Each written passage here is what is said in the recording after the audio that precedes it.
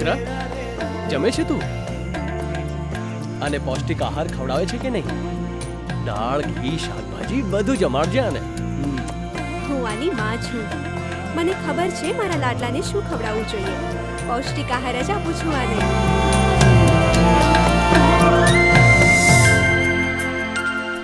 દરેક મા બાપને તેમના બાળકોના સ્વાસ્થ્યની ચિંતા રહેતી હોય છે. એ જ રીતે દરેક જવાબદાર ખેડૂતે પણ તેના પાકની કાળજી રાખવી જોઈએ. તંદુરસ્ત ઉપજ જોઈએ તો તેને આપો સૌથી ઉત્તમ પોષક આહાર. એટલા માટે આપણા પાક માટે જરૂરી છે સુપીરિયા, વૈજ્ઞાનિક રૂપે સર્વોત્તમ ફર્ટિલાઇઝર. સુપીરિયા એક અનોખું ફોલિયર ફર્ટિલાઇઝર છે જે આપણા પાકને સંપૂર્ણપણે આપે છે ઉત્કૃષ્ટ પોષક આહાર. સુપીરિયા ફર્ટિલાઇઝર ન માત્ર નાઇટ્રોજન અને ફોસ્ફરસ આપે છે, ઉપરાંત આયર્ન, ઝિંક, બોરોન, કોપર અને મેંગેનીઝ જેવા બીજા પણ ઘણા જરૂરી પોષક તત્વો પણ ઉપલબ્ધ કરાવે છે. નાઇટ્રોજન ક્લોરોફિલનો એક ભાગ છે જે છોડના ઝડપી વિકાસમાં સહાયતા કરે છે અને બીજ તથા ફળોનું ઉત્પાદન વધારે છે. ફોસ્ફરસ શરૂઆતના વિકાસમાં વૃદ્ધિ કરે છે, ફાલને ઉદ્દીપ્ત કરે છે અને મૂળના વિકાસમાં સુધારો કરે છે. ઝિંક કાર્બોહાઈડ્રેટ્સ અને ઓક્સિન ચયાપચયમાં એક મહત્વની ભૂમિકા ભજવે છે અને આ એન્ઝાઇમ્સ અને પ્રોટીન્સની એક વ્યાપક શ્રેણીનું નિયામક પરિબળ છે. છોડ ઉગવા અને ફૂલ આવવા દરમિયાન સુપીરિયા ફર્ટિલાઇઝરનો ઉપયોગ કરવાથી ન માત્ર ઉપજની ગુણવત્તા પરંતુ એની માત્રા પણ અનેક ગણી વધી જાય છે. સુપીરિયા ફર્ટિલાઇઝરથી આ બધું કેવી રીતે મળે છે આવો જોઈએ. 1. સુપીરિયા ફર્ટિલાઇઝર પાંદડા મારફત આવશ્યક મેક્રો અને માઇક્રો પોષક તત્વો પૂરા પાડે છે. 2. બધા પોષક તત્વો સહેલાઈથી મિશ્રિત થઈ જાય છે, એટલા માટે આ સારી રીતે ઝડપથી છોડમાં શોષાઈ જાય છે. 3. વિકાસ દરમિયાન એને આવશ્યક પોષક તત્વ આપવામાં આવે છે જેનાથી પાકની ઉપજ, એની વૃદ્ધિ સારી રીતે થઈ શકે. સુપીરિયા ફર્ટિલાઇઝર દરેક પાક પર અસરકારક છે.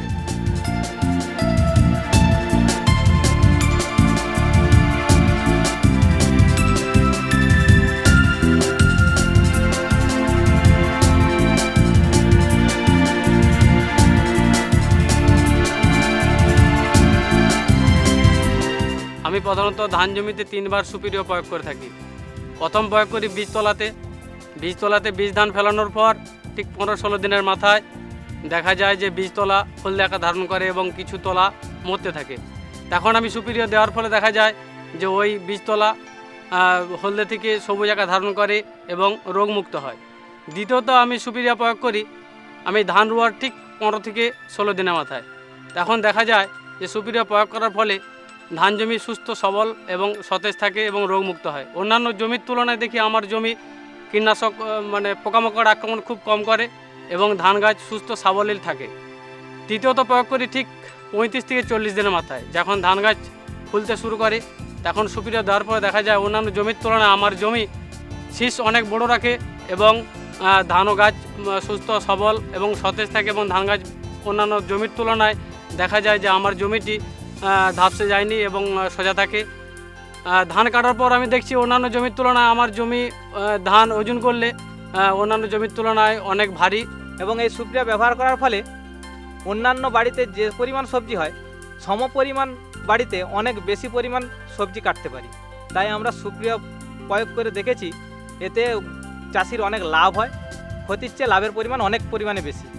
সুপিরিয়া ব্যবহার করে মোটামুটি দেখলাম আমার যে জমিতে সুপিরিয়া দেওয়া হয়নি তার তুলনায় সুপিরিয়া যে জমিতে দেওয়া হয়েছে সেই জমিতে ধান তুলনামূলক বেশি হয়েছে এবং সুপিরিয়া ব্যবহার করলে যদিও আমাদের বিঘা প্রতি একটু খরচ বেশি হয় তেমনি আমাদের ফলন বেশি হওয়ার জন্য আমাদের দিতে কোনো অসুবিধা নেই।